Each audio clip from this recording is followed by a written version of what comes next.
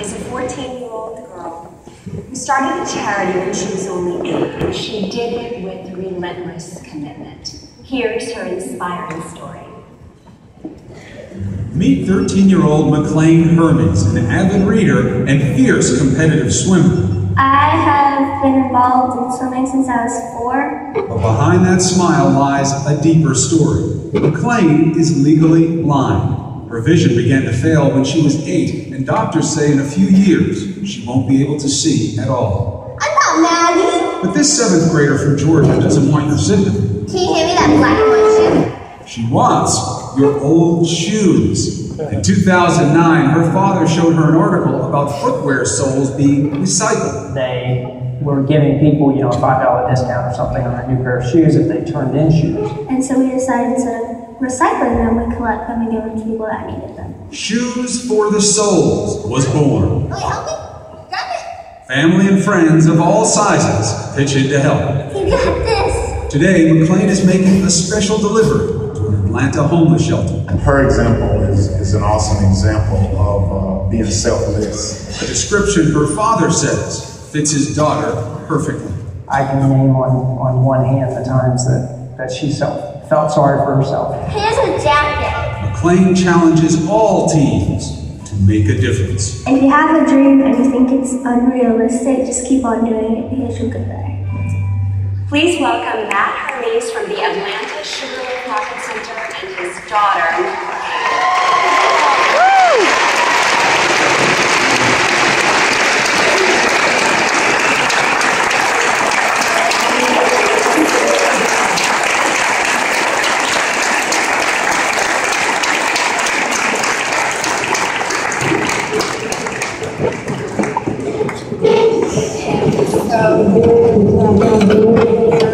We're just so thrilled that you could come, and we learned from the video, Matt, that McLean is legally blind. So when did you discover that she was losing her eyesight? At the age of 8, for a number of years, her eyesight had been deteriorating, but we thought that it was just, having to go get glasses, and the prescription just kept getting stronger.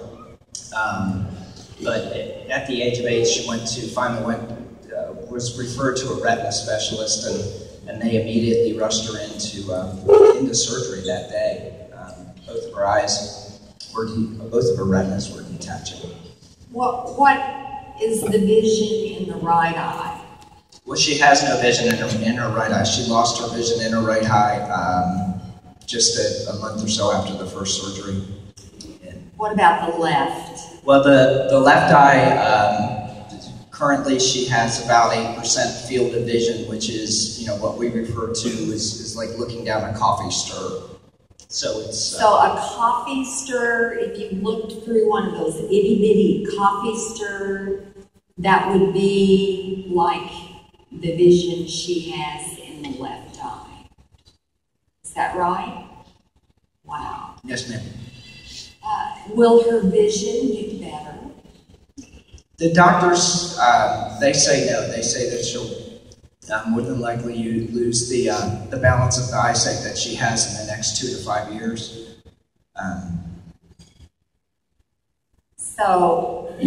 But miracles can happen, and we're still believing that something can happen.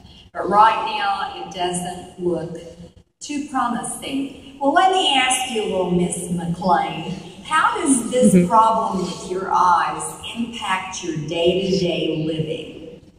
Well, it's really difficult to find where some things are, so I have to walk around with my cane everywhere I go because I can't tell how far away some things are from me. So like last Friday, I kind of ran into the car door and cut my eye open. And I have to have different colored plates for my meals so I can tell where my food is because of the contrasting colors. And at school, I have different assistive technologies, so I'm learning Braille, and I have a laptop where I have really big print. So you learned Braille. I bet that was really helpful to you. We saw in the video a while ago that you are a great swimmer. Now, honey, how do you swim when you can't see? Well, at first it was really difficult because I kept on running into the walls, and I broke my nose, and I broke one of my fingers. But then my coach actually came up with an idea where she put a tennis ball at the end of a stick, and she or my mom, whenever I got to the end of the pool, would hit me on the head. So I knew, okay, I have 2 strokes left, and then I stopped. It's not as bad as you think. Not child abuse. So they just hit you to let you know you're getting to the end of the pool and you need to turn and go the other way. Well, listen, you compete in competitions. That is amazing. Do you compete with people who can see or with people with disabilities? I compete against people with disabilities and people without disabilities. So I compete at able-bodied meets where I most of the time end up last because there's a lot faster than me. And then whenever I compete against people with disabilities like mine, I do pretty well. Well, you say you do pretty well. So how do you rank in the United States? I am number 1 in my vision classification.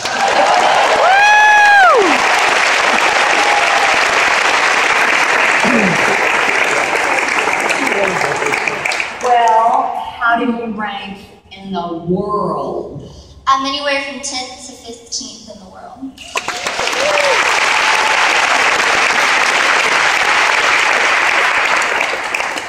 And have you ever broken any American records? I currently hold 10 American records.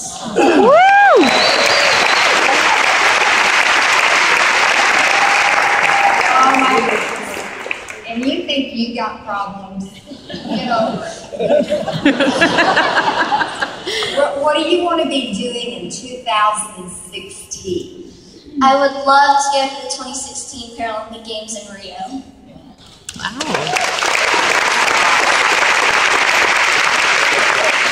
Well, Matt, what's it like watching this amazing daughter compete in a sport like swimming?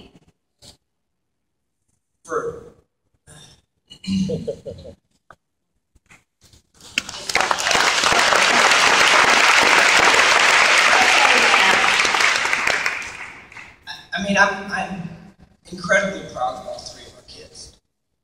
McLean is, to me, it's an inspiration just because I can have a bad day. A deal can go down, south. I don't get a listing, I have a problem with a staff member, something like that. And then I come home, and McLean heads to the pool for 2 hours, and then the next morning she's up at CrossFit at the gym with me at 5 o'clock in the morning. And I'm like, okay, she's blind, she breaks fingers, she breaks noses, she breaks eyes, and she can't see, but she's a straight A student, she's gifted, and I'm like, I have no problems. So to answer your question, it's incredibly inspiring. As a dad. Incredibly inspiring, very inspiring. And I hear, McLean, that you started a charity and you named it, oh, I love this name, Shoes for the Souls, S-O-L-E-S, but it also could be shoes for the S-O-U-L-S. I just love that.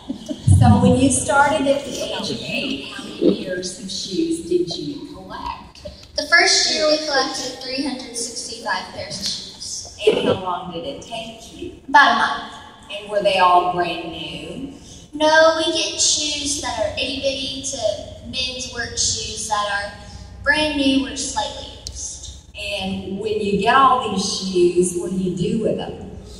We collect them and then take them up to a homeless shelter in Atlanta called the Atlanta Mission. And so they give the shoes, and if they have any left over, where do they go? They keep them there until they need them. They keep them until they need them. Well, Matt, when she started that charity, could she still see?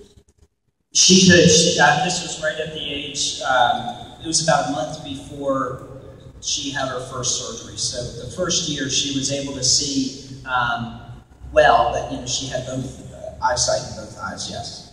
So you decided, even though you began to have problems with your vision, you began to continue your charity. So how many shoes did you collect the second year? 1,598 pairs. Oh my goodness.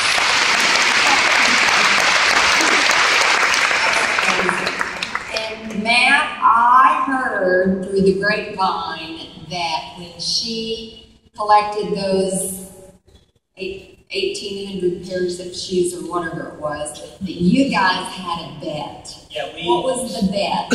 When the second year, we talked about how many pairs of shoes that we would be able to collect, and McLean threw out the number 1,000 pairs, and I was like, there's no way that we'll be able to get 1,000 pairs of shoes, because 365 pairs of shoes is a lot. I said, look, kid, if we get 1,000 pairs of shoes, I'll let you shave my head.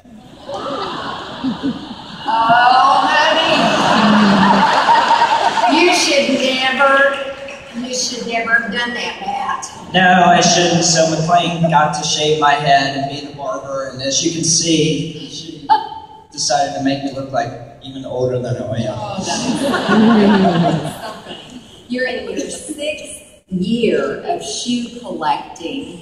So how many shoes have you collected over the entire span of time? 21,000 pairs of shoes. 12,000. I get numbers mixed up. Well, we'll let you unmix them right now. So how many? 12,000. 12,000.